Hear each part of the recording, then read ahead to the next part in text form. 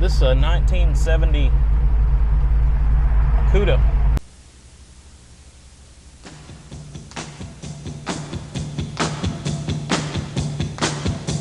Here she comes now, saying morning, morning.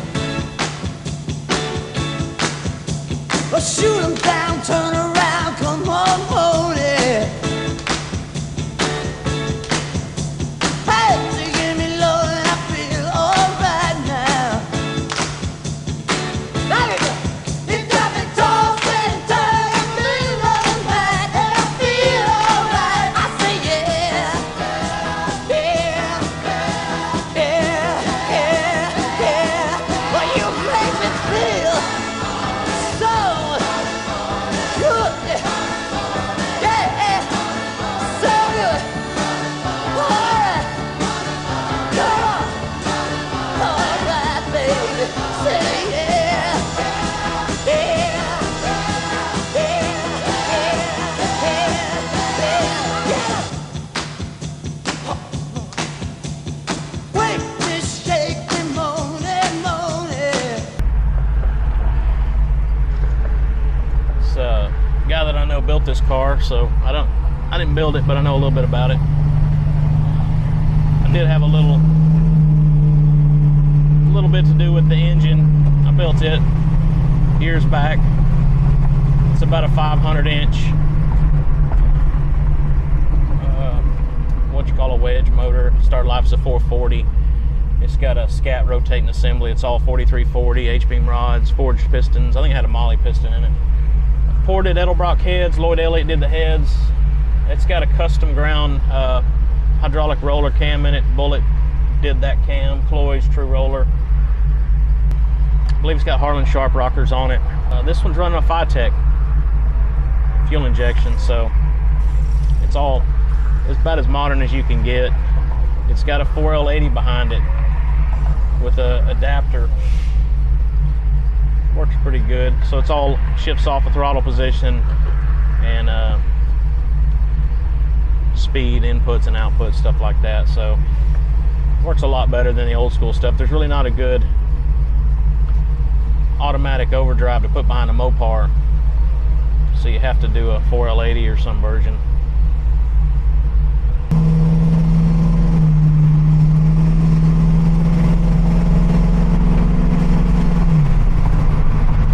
So there's your overdrive. It's got auto meter gauges. Car's been fully rewired. It's got an aftermarket AC system. It's got modern heat and air. It's all controlled down here. You'll see a lot of custom in this car. It's not really, it's more of a resto mod. It's got all 4-wheel disc brakes. It's got an 8 3/4 rear end, still on leaf springs, still on torsion bars. You'll see a kind of a theme in this car. You're going to see a lot of carbon fiber, the console, the gauges. The shaker is wrapped in carbon fiber, and then the billboards, what are normally satin black on these cars with a 440 insignia, those are also carbon fiber body wrap. So kind of unique.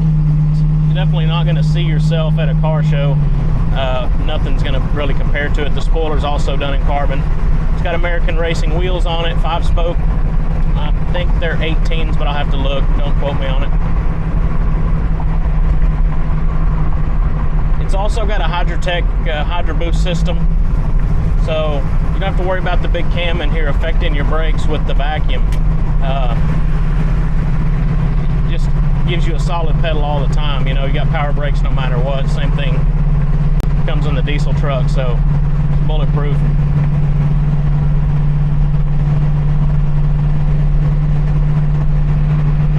Aftermarket wheels, got the B&M shifter. It's got a nice aftermarket stereo as well. You can see the big unit down there.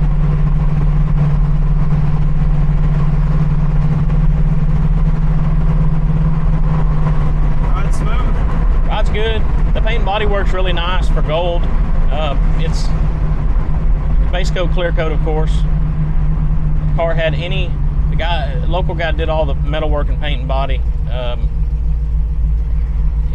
Any rust that was on it was cut out and replaced. I don't think this was a really rusty car though, so I don't know how many panels they actually did on it, but any of that's done. It's not just covered over with fiberglass or Bondo like you'll see a lot of times. So that's the only reason I'm helping this guy sell the car. He's a good friend, but also I don't really sell old cars unless I know a lot about them, just because I don't want somebody to get the car and have a lot of problems with it and then they're mad at me. So we try to sell with people that we know. And got a nice exhaust system too, good sound.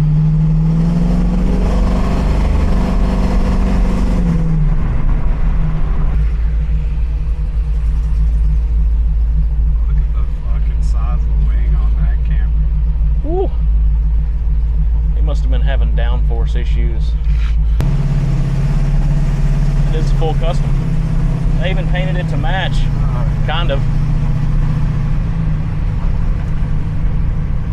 I feel like on a lot of these videos, Jordan, I'm not gonna lie to you, that a lot of my smart aleckness comes out. And I get that from my mom, because she's got me started on that just because she was too. But come out honest. And I'm learning, the older you get, the less of a filter you have to BS. You know what I mean? You just don't even care anymore if it hurts people's feelings, because you're telling the truth. Just brutally honest. What we got going here? A little burnout contest at the HPP? Or did they? Oh yeah. Or did they blow up another motor? Oh no, just doing burnouts.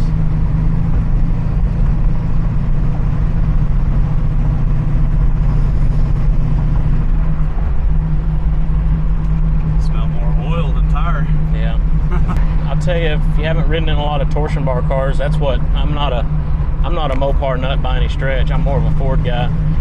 But Roadrunners and these cars, they were a little bigger than the Mustangs and stuff, so naturally they're going to ride a little better. But I never was a fan of torsion bars growing up, but some of the better riding factory suspension cars have been Mopars that I've rode in, and you wouldn't think that a torsion bar would work in an old muscle car, but it actually does. It works really well. Still got to put a good shock on it, you know. That's key on any build, but take some of the bounce out of it. Just you know, spring rate's job is really to hold the car up. The shocks are to control that ride, and that's whether it's a race car, street car. For years, I always thought shock's a shock, and then somebody was like, "No, I'm telling you, put these good shocks on there. It'll make a difference." And man, it's like, wow, it made a huge difference on street cars.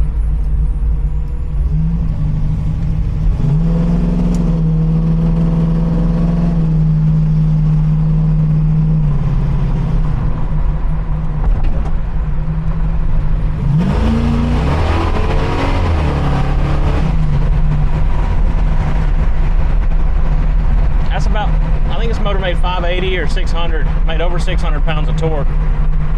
And so that's the beauty of the 4L80 or any of the electronically shifted. I didn't have to mess with the shifter. I don't have to downshift or any of that stuff. It does it all for you. So it knows when you go to full throttle with the throttle position sensor, that and whatever speed you're on, it relatively kicks down to the gear that it wants. And so it's just like your factory car. You don't have to sit here and manually mess with it. You can set your high shift point so that, you know, it'll shift right for red line and all that.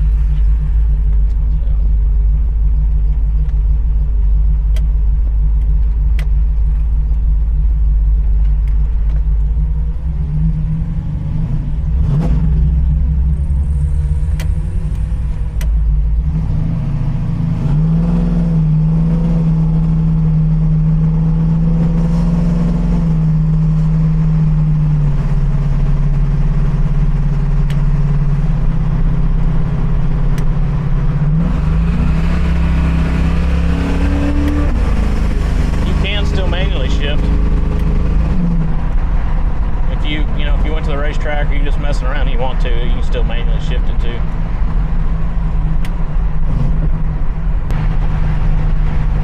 It does, it rides good. It's hot today. It's every bit of 100, 104, whatever it is. And it's, you know, it's running, it's cruising right at 210. It's hanging tight there.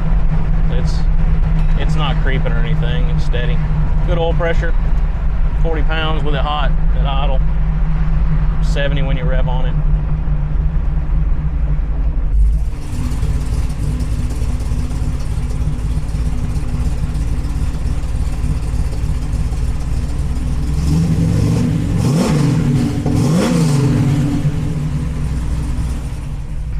Like any of these cars,